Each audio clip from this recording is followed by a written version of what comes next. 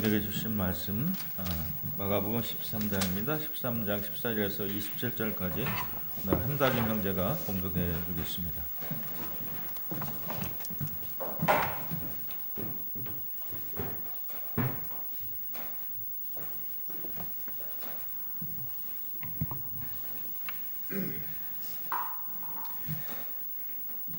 멸망에 가증한 것이 서지 못할 것을 보거든 읽는 자들을 깨달을진저 그때 유대인인 자들은 산으로 도망할지어다.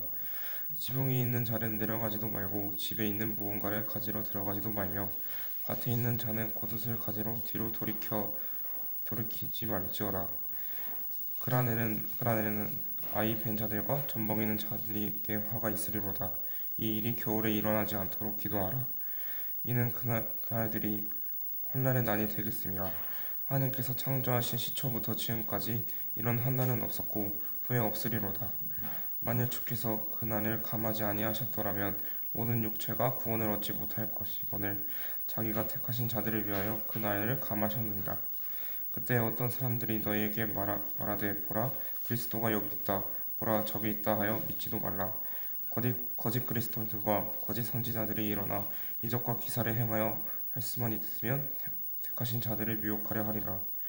너희는 상가라 내가 모든 일을 너희에게 미리 말하였노라.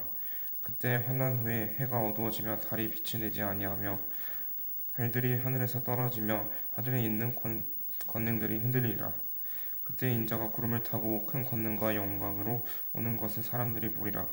또 그때 그가 천사들이 보내어 자기가 택하신 자들의 땅끝으로부터 하늘 끝까지 사방에서 모으리라. 아멘. 네, 감사합니다. 우리 가슴에 너무 손을 얹고 나 자신을 예수 이름으로 한번 축복합니다. 나는 하나님의 두고 보시게도 아까운 존재다. 다시 한번 확신 가지고 시작. 나는 하나님이 두고 보시기에도 아까운 존재다. 여러분 그렇게 믿으십니까? 아멘. 우리 앞뒤 옆 사람 보시면서 인사합니다. 사랑합니다. 축복합니다. 기도하겠습니다. 예, 오늘도 말씀을 은혜 받으시기를 주의 이름으로 축원합니다. 축원합니다. 아유, 일단 배기 안 되는데. 다시 한번 오늘도 말씀을 은혜 받으시기를 주의 이름으로 축원합니다.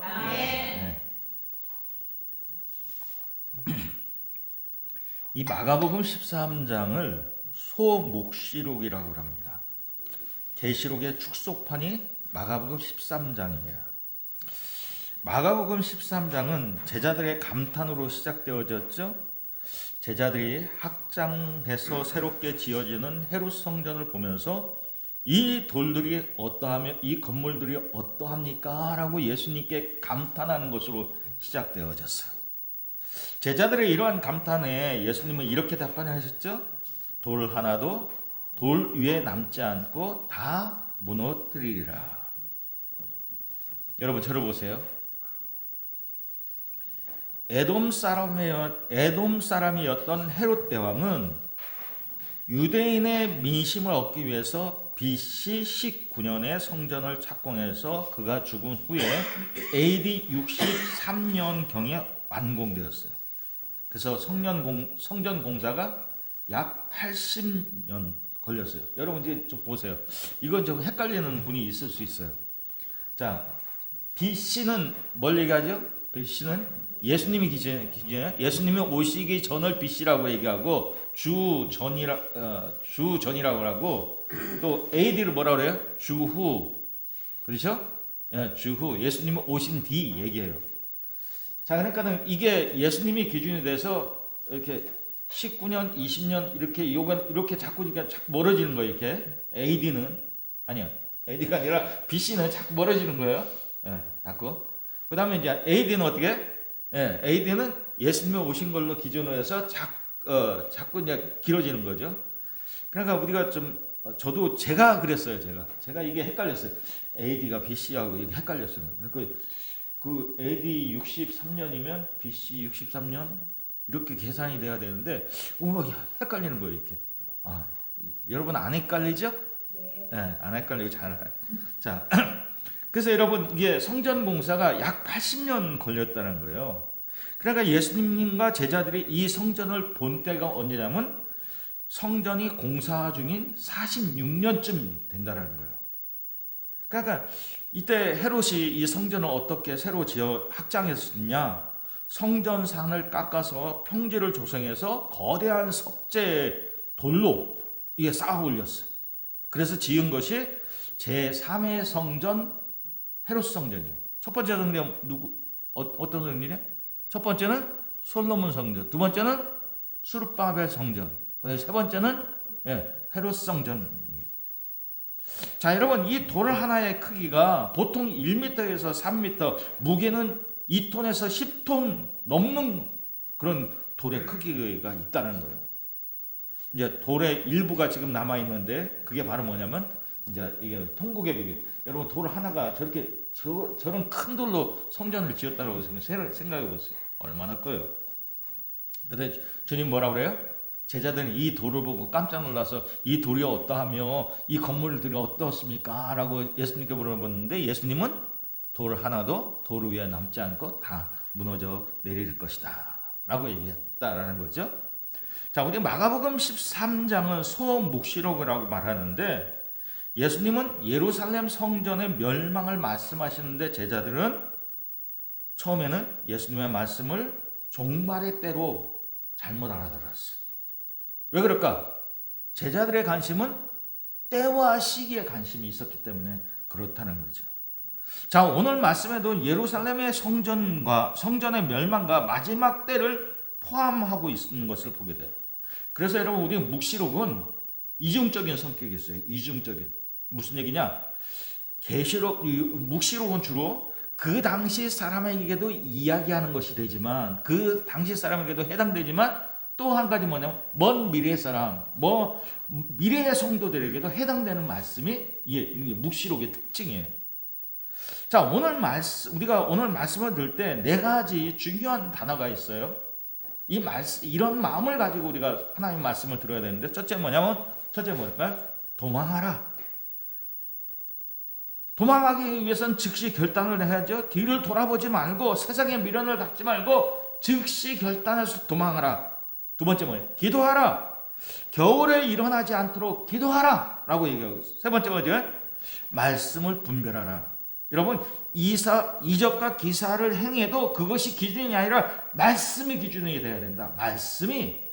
네 번째 뭐예요? 재림을 소망하라. 마지막 때는 하나님의 천사를 동원해서 택하신 자들을 모을 것이다. 재림의 때를 소망하라. 네 가지 중요한 단어가 나왔어요. 자, 우리 마지막 때를 분별하기 위해서는 마지막 때에 일어날 5가지 예수님이 말씀하셨어요. 그 5가지가 뭐였어요? 첫째, 많은 적그리스도가 출현할 것이다. 거짓 선지자들, 거짓 그리스도가 나타날 것이다. 그래, 한국에도 지금 52명의 예수가 있다고 얘기했어요. 자, 그 다음에 두 번째 뭐냐? 처처에 기근과 지진이 일어날 것이다. 처처에서 기근과 지진이 일어날 것이다. 세 번째 뭐예요?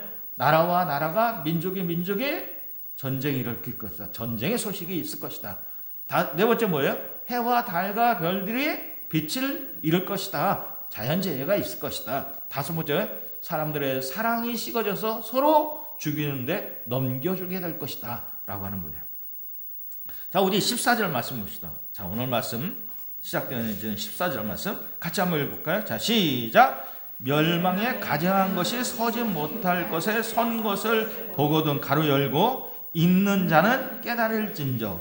여러분, 이 가로에 있는 말씀, 읽는 자는 깨달을진저, 이 말씀을 읽는 자가 깨닫기가 쉽다는 얘기일까요? 어렵다는 얘기일까? 어렵다는 얘기죠.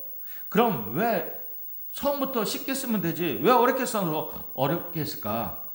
어렵게 쓸 수밖에 없는 그 당시에 상황적인 어려움이 있었다는 거예요. 왜 그럴까요? 마가복음이 기록된 때가 주 65년에서 70년경이에요. 그러니까 예루살렘이 멸망할 당시쯤 되는 거예요. 이 시기에는 어떻게? 이스라엘이 로마의 지배를 받고 있었고 로마의 통제 속에 있었어요. 자, 지난번에 말씀드렸죠. 자, 로마의 세금 문제와 로마의 통제 문제로 AD 66년에 반로마 항쟁이 일어났어요.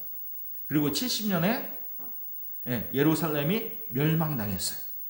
그 즈음에 쓰여진 것이 이 마가복음이었기 때문에 모든 내용을 자세하게 쓸 수가 없어요.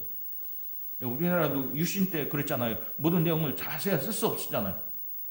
그래서 여러분 읽는 사람이 쉽게 깨달을 수 없는 내용으로 기록됐다는 거죠.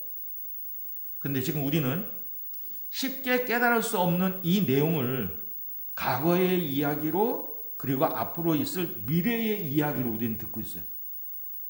자, 정말 이해하셨죠? 이 쉽게 깨달을 수 없는 이 내용을 과거의 이야기로 그리고 미래에 일어날 이야기로 우리는 지금 듣고 있어요. 그러니까 여러분 이 말씀을 듣고 깨닫는 여러분은 얼마나 똑똑한 분인지 몰라요. 여러분 똑똑하다니까요? 별로 안 좋은가 봐요. 오늘 뭐 잘못 먹고 오셨나? 여러분 이 말씀을 듣고 깨닫는 여러분 참 똑똑하셔. 얼마나 똑똑하신 분인지 몰라요. 여러분 말씀을 듣고 깨닫기를 바랍니다. 자, 우리 14절 다시 한번 봅시다. 멸망에 가증한 것이 서지 못할 것에 선 것을 보거든. 여러분 이 말씀은 다니엘서에 기록된 다니엘서 예언에 기록된 말씀을 근거하고 있어요. 여러분 다니엘서를 한번 보세요. 다니엘서 11장 31절 군대는 그의 편에 서서 성소 곧 견고한 곳을 더럽히며 매일 드리는 제사를 폐하며 멸망하게 하는 가증한 것을 세울 것이며 다니엘서 예언이에요. 똑같죠? 가증한 것이 세울 것이다. 그 다음에 다니엘서 12장 11절 매일 드리는 제사를 폐하며 멸망하게 할 가증한 것을 세울 때부터 1290일이 지날 것이요. 여기도 그렇게 얘기하고 있죠?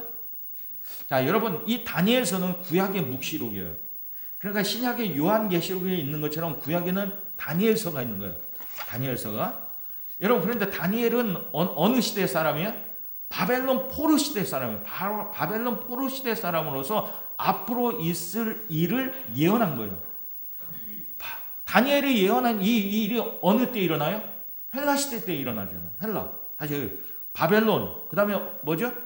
바사와 메데, 페르시아, 그 다음에 있는 나라가 헬라, 그 다음에 있는 나라가 로마. 그렇게 되잖아요. 그렇죠? 그렇게 되죠? 야, 아직 다시 한번. 자, 바벨론, 그 다음에 뭐예요? 바사, 페르시아, 그 다음에 헬라, 그 다음에 로마. 그러니까 여러분 다니엘은 바벨론 포로 시대 사람인데 어느 시대 걸 지금 예언하냐면 바사를 거쳐서 그 다음에 헬라 시대에 있을 일을 예언한 거예요. 자, 헬라 시대에 주전 167년 안티오쿠스 4세에 의해서 다니엘의 이 예언이 성취됐어요. 그러니까 다니엘이 예언한 뒤 약 400년 뒤에 이 말씀이 성취된 거예요. 자, 여러분 지난번에 말씀드렸잖아요. 안티오쿠스 4세가 유대교를 박멸하기 위해서 예루살렘 성전에 제우스 신상을 세우고 부정한 돼지를 잡아서 제물을 드렸다라고 말씀드렸잖아요. 근데 예수님이 이 다니엘의 예언을 가지고 근거로 해서 또다시 이런 일이 일어날 것이다 라고 예언을 하는 거예요. 그럼 예수님의 예언이 이루어질까 안 이루어질까? 예수님이 이렇게 예언한 예언이 이루어질까 안 이루어질까? 그렇게 확신이 없어요. 예수님 말씀에. 내 말이 아니라 예수님이 그렇게 말씀하셨다니까요. 예수님이 이렇게 말씀하신 이 말씀이 일어나요 안 일어나요? 일어납니다. 여러분 그래서 어떻게 주후 AD 70년에 예루살렘이 함락되었을 때 로마 군대가 예루살렘 성전에 들어와서 로마 깃발을 세우고 부정한 짐승으로 제사를 드리는 일을 행했어요. 그럼 여러분 이 예언을 듣는 사람들의 입장에서 그 당시에 예수님의 이 예언을 듣는 사람들의 입장에서 예수님의 이 예언을 저들은 어떻게 들었을까? 고지고대로 들었을까? 아니면 안 들었을까? 이미 예수님이 이 예언을 할 때는 이미 200년 전에 이루어졌던 일이에요. 안티오쿠스 4세에 의해서 이루어졌던 일이에요. 그러니까 여러분 의심을 품고 안 믿는 사람들이 많았을 것이라 예수님이 예언할 이 당시에. 그렇죠? 이미 이루어진 말씀인데 예수님 왜 또 똑같은 말씀을 하시지? 다니엘하고 똑같은 말씀을 하시지? 근데 여러분 예수님의 말씀하시면 일단 믿어야 돼. 왜? 예수님의 말씀은 생명이고 진리고 사는 길이기 때문에. 그러죠? 여러분 예수님 뭐라 하셨어요? 나는 길이요 진리요 생명이 나로 말미암지 않고는 아버지께로 갈 자가 없다. 올 자가 없다라고 말씀하셨죠. 그래 여러분 예수님이 말씀하시면 일단 듣고 믿어야 돼. 왜? 예수님의 말씀은 생명의 말씀이니까. 진리의 말씀이니까. 그게 사는 길이니까. 자, 여러분 보세요. 자, 다음 거 한번 볼까요? 네, 다음 거 봅시다. AD 66년에 유다 총독이었던 플로로스라고 하는 이 총독이 로마에 바칠 세금이 모자라서 예루살렘 성전 금고에 있던 금화 17달란트를 몰수해 갔어요. 근데 여러분 금화 한 달란트가 6천 데라니요. 1데라니는 뭐냐면 하루 그 당시 품삯이에요. 하루 품삯.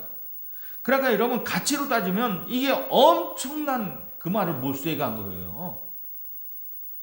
그래서 이 일로 유대인들 봉기가 일어났어요. 그 봉기가 일어났을 때 그 당시에 로마의 황제가 누구냐면 네로였어요. 네로 황제는 베스파시아누스 장군을 진압군 사령관으로 임명해서 진압군 사령관이었던 베스파시우스는 AD 67년 가을에 북쪽에 있는 갈릴리를 함락하고 68년에 봄에 되는 베레아와 서부 유다를 함락시키고 70년에 AD 70년 8월에 예루살렘을 함락시키게 돼요. 한번 지도 한번 봅시다. 자, 한번 지도 봅시다. 자, 갈릴리 여기요. 맨 처음에 여기 지역을 다 함락시켜요. 그 다음에 보면은 베레아, 또 서쪽 유다. 그 다음에 예루살렘 여기 있어요. 그러니까 이 베스파시오누스의 전략은 뭐냐면 예루살렘을 점점 조여오는 전략이었어요. 자, 여러분, 그런데 이게 다시 한번 지도 한번 연도 한번 볼까요? 앞으로. 자, 여기 3년 공백기가 있어요. 68년에서 70년 8월 예루살렘이 멸망하기까지 3년 공백기가 있는데 이 공백기에 어떤 일이 있었냐? 네로가 죽어버렸어요. 그리고 베스파시오누스가 황제가 됐어요. 그래서 이 베스파시오누스는 로마로 돌아가면서 자기 아들 티토라고 하는 장군을 예루살렘 함락시키도록 명령했어요. 중요한 내용은 이 다음부터인데 뭐냐면 아까 얘기했죠.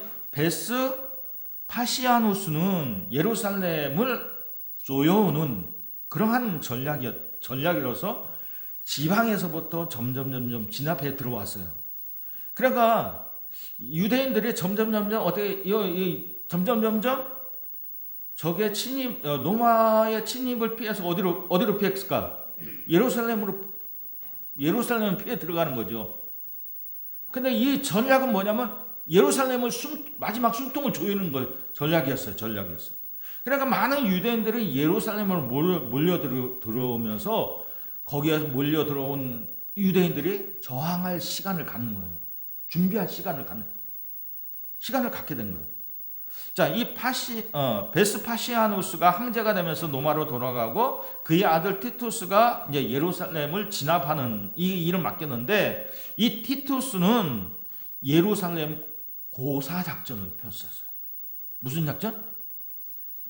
예루살렘 고사 작전. 예루살렘을 완전히 포위해서 식량과 식수를 완전히 끊어버리는 거예요. 그러니까 예루살렘에 있는 유대 사람들의 씨를 말려버리겠다라고 하는 작전이에요. 그러니까 여러분 그 당시에는 또 예루살렘의 유월절을 맞이했기 때문에 유대인의 유월절을 맞이했기 때문에 많은 유대인들이 예루살렘 성으로 몰려들었어요. 그래서 평시에는 예루살렘이 5만에서 10만밖에 안 되는 도시인데 그 당시에도 큰 도시겠죠. 5만에서 10만밖에 안 되는 도시인데 이 당시에 몇 만이 오냐? 100만 명이 몰려온 거예요. 100만 명이. 그래 여러분 생각해 보세요. 100만 명이 몰려왔으면 10배의 식량과 식수가 필요한데 이건 지금 티투가 어떤 작전을 폈어요? 고사 작전을 펼쳤잖아. 식수와 식량을 다 끊어버렸잖아. 그러니까 어떤 일이 벌어질까? 예루살렘 성 안에는 어떤 일이 벌어질까? 아비규환이 아사냐가 막 속출하는 거예요. 그래서 이 유대의 역사가인 요세푸스의 유대 전쟁사를 보니까 110만 명 사람들이 서서히 다가오는 굶주림과 노마의 칼에 멸망당했다. 방마다 2층 방마다 죽어가는 여인과 아이들로 가득 찼다. 거리에는 노인들의 시체가 가득했지만 치울 사람이 없었다. 죽은 사람을 치우다가 죽는 사람이 있어서 어떠한 사람은 미리 간 속에 들어가 있었던 사람도 있었다. 성 안에는 또 아비규환이라고 했죠? 지난번에 말씀드렸어요. 사도계파와 바리새인 종파들 간에 서로 싸움이 있었, 막 불을 지르고 싸움이 있었다고 그랬죠. 그러니까 서로 죽이고 죽는 그런 아비규환이 막 예루살렘 성 안에 있었던 거예요. 심지어 먹을 것이 없으니까 죽은 아이의 시체를 구워 먹는 식인도 있었다.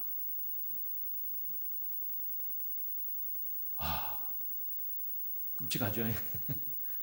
그러니까 여러분 11만 명이 죽고 예루살렘에서 11만 명이 죽고 9만 7천 명이 포로로 잡혀갔고 전국적으로는 유대인들 300만 명이 사상자를 당했다는 거예요. 우리는 놀라지도 않아. 300만 명이 죽었다니까 별로 놀라지도 않아. 여러분 얼마나 끔찍해요. 지금 막 전쟁으로 몇천 명만 죽었다고 그래도 저건 나쁜 놈 그러는데. 자, 여러분 그런데 이 티토스라고 하는 장군이 예루살렘 고사 작전을 펼쳤는데 병사들을 제대로 알아듣지 못해가지고 병사들 일부가 예루살렘에 미리 난입을 해서 전쟁이 빨리 끝내버렸다. 그래서 그날이 감해진 거예요. 만약에 감해지지 않았다면 어떤 일이 일어났을까? 20절 보시다. 20절. 자, 시작. 만일 주께서 그 날들을 감하지 아니하셨다라면 모든 육체가 구원을 얻지 못했을 것이거늘 자기가 택하신 자들을 위하여 그 날들을 감하십니다. 여러분 티토의 의도대로 작전이 수행됐다면 예루살렘 성 안에 있는 모든 사람은 다 점멸당했어요. 다 죽었어요. 근데 하나님께서 그날을 감하셨기 때문에 살아남은 사람이 그나마 있었다. 자, 그때 뭐라고 그래요? 그때 유대에 있는 자들은 산으로 도망하지 말고 밭에 있는 자들은 겉옷을 가지러 뒤를 돌이키지 마라 라고 말씀하고 있어요. 여러분 뒤를 돌아봤다라고 하니까 누가 생각나요? 소돔과 고모라 성에서 소금기둥이 된 루스의 아내가 생각나요. 그렇죠? 그래서 주님 말씀하시는 거예요. 그때는 유대에 있는 사람은 산으로 도망가고 밭에 있는 자들은 겉옷을 가지러 뒤를 돌아보지 말고 그냥 무조건 도망가라. 무조건. 여러분 이 말씀 무슨 성도는 세상의 미련을 가지면 안 돼요. 집착하면 안 돼요. 과거에 끌림을 당하면 안 돼요. 즉각적으로 결단하고 무조건 도망가라. 무조건. 자, 그런 일이 겨울에 일어나지 않도록 기도하라. 여러분 팔레스타인 이 지역은 겨울은 우기예요. 그러니까 물이 고이고 천이 넘치는, 그래서 도망가기가 쉽지 않는 그런 계절, 그런 계절이 오지 않도록, 그런 계절에 이러한 일이 당하지 않도록, 겨울에 일어나지 않도록 기도하라. 그래서 여러분 성도는 늘 깨어서 기도하는 자가 돼요. 여러분 기도하십니까? 뭘 위해서 기도해요? 우리나라에 전쟁이 일어나지 않게? 아니 이거 말고 우리는 늘 뭐를 위해서 기도해야 될까요? 종말 의식과 하나님의 임재 의식을 갖고 살아야 돼요. 이걸 위해서 기도해요. 주님 언제 오시든 주님 어서 오십시오. 이런 마음으로 종말 의식과 하나님의 임재 의식을 갖고 살아요. 주님 뭐라고 했어요? 내가 어떻게 오신다고요? 주님 어떻게 오신다고요? 도적같이 오신다. 아무도 모르는 때에 오신다. 그러니까 너희가 항상 깨어 있어서 종말 의식과 임재 의식을 갖고 살라라고 말씀하셔요. 자, 여러분 로마 군대가 예루살렘에 에워쌌으니까 사람들은 불안할 수밖에 없어요. 그런데 여러분 불안하면 사람들이 불안하면 그 불안한 것을 이용해 먹는 사람이 있죠. 그러죠? 이용해 먹는 사람이 있어요. 예. 오늘 우리 시대도 마찬가지. 자꾸 이게 전쟁이 일어나고 막 물가가 오르고 막 그러면 이걸 이용해 먹는 사람이 있어요. 그래서 어떻게 사람들의 불안한 정서를 이용해서 거짓 선지자, 거짓 그리스도가 많이 일어날 것이다. 그런데 저들은 뭘로 유혹한다? 저들이 뭘로 유혹해? 사람을 유혹할 때 이적과 기사로. 아니 보통 사람들은 행할 수 없는 놀라운 이적으로 표적을 보이면서 그런 일을 한다는 거예요. 여러분 그러니까 여러분 이단에 빠졌는데 그게 잘못된 걸 알면서도 빠져나오지 못하는 사람들이 있어요. 왜 그런지 아세요?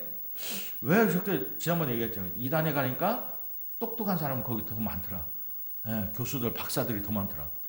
그럼 우리가 생각할 때 왜 교수 박사 같은 사람들이 왜 이단에 빠져서 저렇게 충성할까? 아니 거기 가니까 우리가 모르는 이적과 기사가 있는 거예요. 여러분 이제 통일교원전 누구예요? 창시자가 문선명이죠. 문선명이 밭에 가서 샥 한 번만 하면 뱀이 죽어 나온대요. 그러니까 그걸 본 사람들이 문선명이 뭐예요? 신이네, 예수님이네. 그럼 못 빠져나오는 거예요. 그러니까 안 믿을래야 안 믿을 수가 없다는 거예요. 안 믿을래야 안 믿을 수가 없다는 거예요. 근데 여러분 아무리 그 누가 이적을 행하고 기사를 행하도 예수님의 말씀이 아니면 그건 다 뭐다? 다 가짜다. 그러니까 여러분 이사와 기적이 기준이 아니라 뭐가 기준이 돼야 돼요? 하나님의 말씀이 기준이 돼야 돼요. 하나님의 말씀이. 자, 한번 따라서 합시다. 이사와 기적이 기준이 아니라 다시 한번. 제가 발음을 잘못했네요. 이적과 기사가 기준이 아니라 예수님의 말씀이 기준이다. 예, 누가 여러분한테 이적을 보여줘도 놀라운 일을 행해도 그거에 혹하지 말고 하나님 예수님의 말씀에 맞냐 안 맞냐 그걸 여러분 기준으로 삼기를 제 이름으로 축원합니다. 축원합니다. 여러분 예수님 당시의 사람들은 이 예언의 말씀을 심각하게 깨닫지 못했어요. 왜? 이미 이루어진 일로 봤어요. 안티오쿠스 4세에 이미 이루어진 일로 봤어요. 여러분 우리 그렇다면 이 예수님의 이 말씀을 오늘 우리는 어떻게 받습니까? 오늘 우리 시대 사람들은 어떻게 받아요? 마지막 때가 가까이 온다고 하니까 사람들은 뭐야? 콧방구도 안 껴요. 왜? 지금 어떤 시대인데 사람들이 우주선을 타고 달나라에 갔다가 돌아오는 시대인데 AI가 대답을 다 해주고 문제를 다 해결해 준대. 여러분 AI한테 다 물어봐서요. 다 대답해줘. 아주 명확하게 대답해줘. 또 어떻게 앞으로 사람들이 하기 힘든 일은 뭐가 다 해줘요? 로봇이 다 해주는데 그런 시대인데 세상에 종말은 무슨 종말. 콧방구도 안 껴요. 근데 여러분 종말은 언제라고 그랬어요? 언제부터 언제? 종말의 때가 언제라고 그랬어요? 예수님 초림에서부터 시작해서 예수님 재림 때까지 종말이다. 예? 종말의 때는 예수님의 초림에서 시작해서 예수님의 재림 때까지 종말이다. 그러니까 우리는 중요한 건 뭐냐? 때와 시기가 중요한 게 아니라 우리는 이 속에 살고 있는데 종말의 때에 살고 있는데 어떻게 종말 의식을 갖고 있느냐? 하나님의 임재 의식을 갖고 살고 있느냐? 이게 중요하단 말이에요. 이게. 예수님은 주님과 우리의 관계를 주님과 성도의 관계를 양과 목자의 관계로 비유하셨어요. 그리고 순종과 불순종한 양의 모습을 양과 염소로 비유했어요. 그렇죠? 순종하고 불순종하는 모습을 양과 염소로 비유했어요. 여러분 우리는 뭐가 돼야 돼요? 뭐가 돼야 돼요?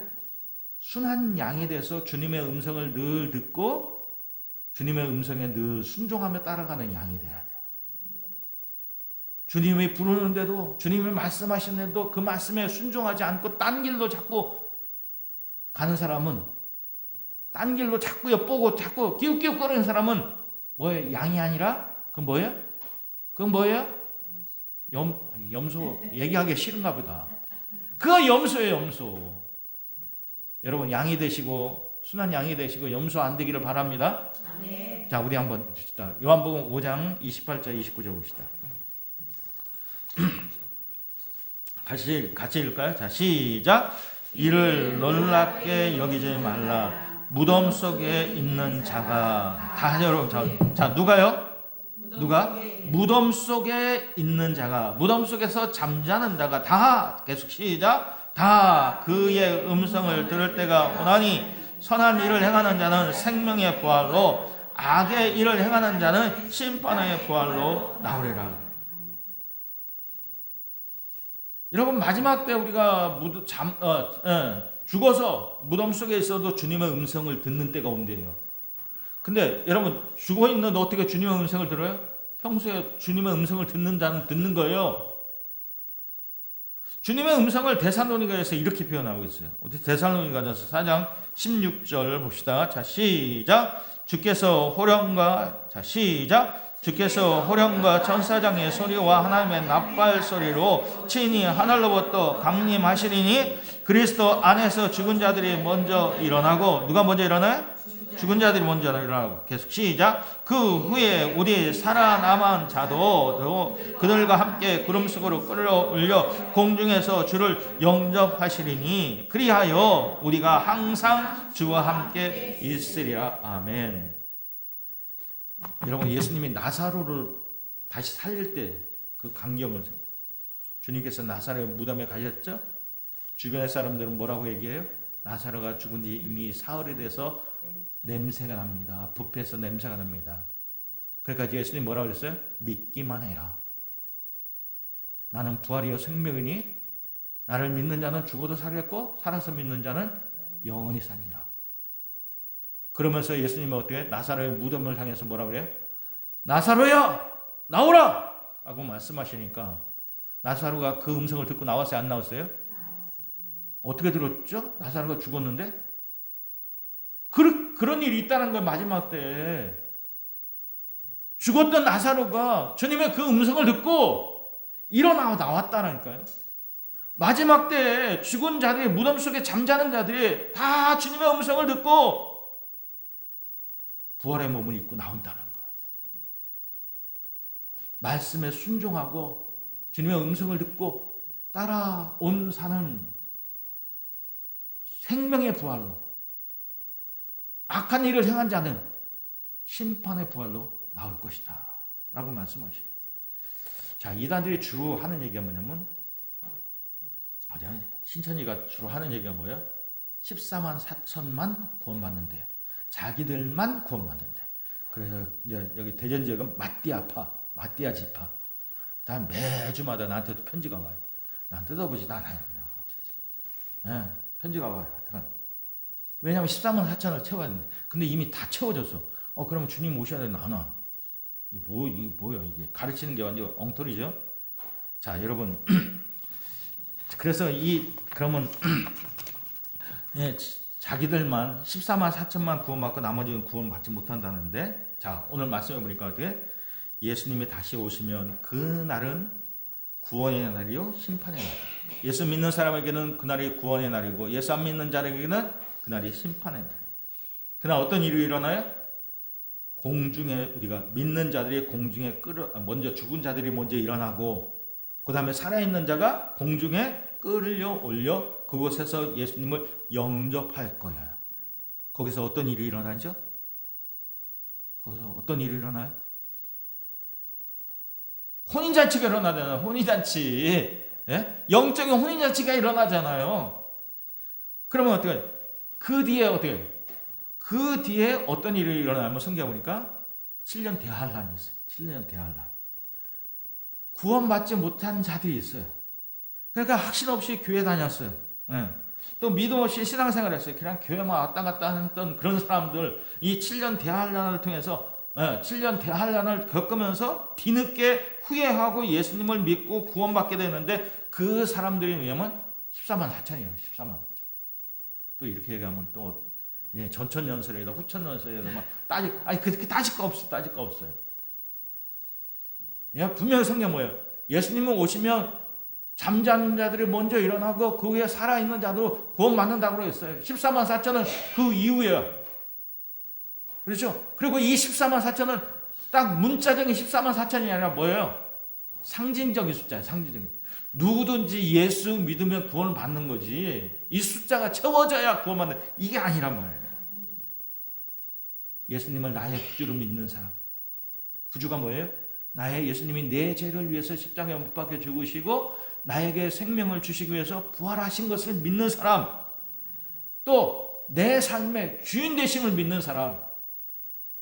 그 사람은 누구든지 구원을 받는다는 거예요. 누구든지 구원을 받는다. 자, 우리 26절, 27절 봅시다.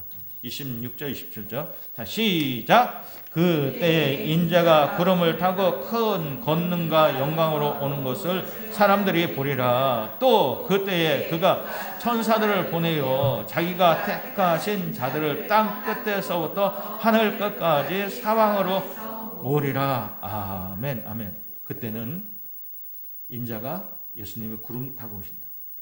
구름 타고 오신 건, 그 예수님의 어떤 영광으로 임하신 모습을 늘 그렇게 하나님의 임재하시는 모습을 그렇게 표현하고 있어요. 성경은. 자, 그때 천사를 통해서 세상 끝에서부터 끝까지 땅 끝까지 믿는 택하신 자들을 모을 것이다 라고 말씀하셨어요. 자, 오늘 말씀을 통해서 네 가지 가져야 될 마음, 네 가지 가져야 될 마음이 있다고 그랬어요. 첫째, 뭐예요? 도망쳐라. 즉각 결단하고 뒤돌아보지 마라. 세상에 미련을 갖지 마라. 두 번째, 기도하라. 깨어서 기도하라. 겨울이 오지 않도록 깨어서 기도하라. 하나님의 임재의식과 종말의식을 갖고 살아라. 세 번째, 말씀을 분별하라. 제 아무리 이적과 기사를 행한다 할지라도 그것이 기준이 아니라 예수님의 말씀의 기준이다. 그러니까 여러분, 우리가 분별하려면 뭘 많이 알고 있어야 돼요? 말씀. 그러니까 여러분 매일같이 경건의 시간을 하라는 거예요. 하나님 말씀을 알고 있어야 분별이 되잖아요. 이 분별리가 없으면 어떻게 해요? 기사와 이적을 하면 혹 넘어가는 거예요. 아, 저 사람이 진짜 신이구나. 혹 넘어가는 거예요. 네 번째 뭐예요? 재림을 소망하라. 마지막 때 천사를 동원해서 택하신 자들을 모을 것이다. 여러분, 성도는 날마다 순한 양으로 주님의 음성을 들으면서 주님의 음성에 순종하며 살아가는 사람인 것을 여러분 믿으시기 바랍니다. 성도는 날마다 종말의식과 하나님의 임재의식을 갖고 사는 사람입니다. 이러한 삶이 있어 구원 받기를 주의 이름으로 축원합니다. 기도하겠습니다. 이제 주신 말씀 생각하면서, 주님, 내가 택함 받은 자로서 내가 이 땅에 살 때 순한 양으로 주님의 음성 듣고 주님의 음성에 순종하는 성도가 되기를 소원합니다. 우리 그렇게 한번 기도하겠습니다. 기도합니다. 아버지 하나님, 감사합니다. 오늘도 마지막 아버지 하나님의 말씀을 통해서 은혜 주신 것을 인하여 감사합니다. 주신 말씀 주여 아버지 주여 주신 것처럼 아버지 저희들이